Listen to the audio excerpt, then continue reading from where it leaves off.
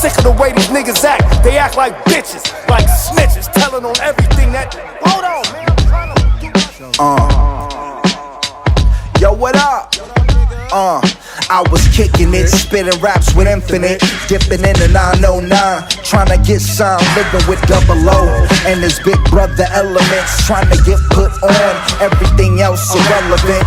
There was a couple collectives that I would represent, like Bridgetown, still in my crew with Defect and Definite. One day I start working on the solo, drop 20 tracks in 2 days. No coke, no weed, broke, yo, going for broke. Called my cousins, had them bugging off the stuff that I wrote. Then one of them said, yo, you know I work for Death Row. I think I should tell Suge I found something special. I said, let's go. He said, for sure, give me a week. Next week came around and he gave me the beat. Pulled up one deep, like you ready to roll. I grabbed my demo and my jacket, I was ready to go. He said, you practice your raps, don't trip, my game is true. But whatever you do, don't tell him my name is Blue. He laughed, how lame is you? I laugh, not lame as you. When he give me $1 million, then what you gon' do? Shit. You pass that blunt, you better hit it. Imagine if I signed to Death Row. Imagine if I signed to Suge. Imagine if I signed to Death Row. I didn't do it, but it's still all good.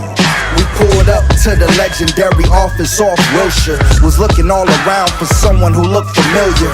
Suge wasn't there when we got to the office, so the people in charge told us to pass out waters. With Death Row artists on the labels they made, told us to pass these out at the Laker parade. That's when Left Eye was signed, that's when Crooked was signed, and Corrupt was the VP. I knew it was my time. That reminds me I was 19, a mic fiend with pipe dreams, trying to get a whip and my first pair of ice creams. Returned to the office, Suge still wasn't there, so we decided to kick it with the recording engineer. He was working on the Posthumous Tupac record, recording Danny Boy in a booth for the session.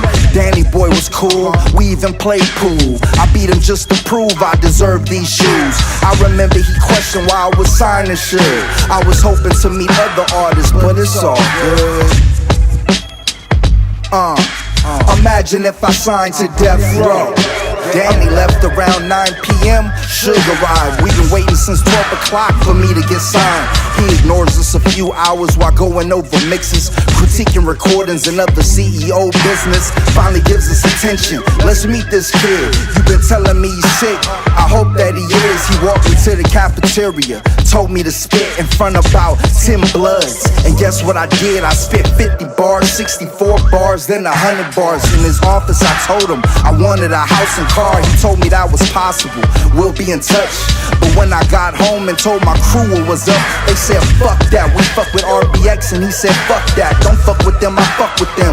And you don't want that, don't even think to run back to sign on the dot. Give me a year, Els told me you'll be signed to the Rock if you fuck with us. But before that plan fleshed out, I met Exile. After that I put my best out.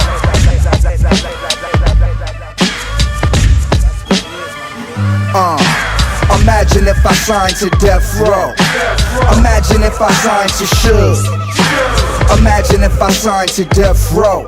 I didn't do it, but it's still all good. Imagine if I signed to Death Row.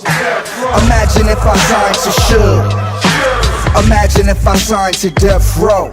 I didn't do it, but it's still all good.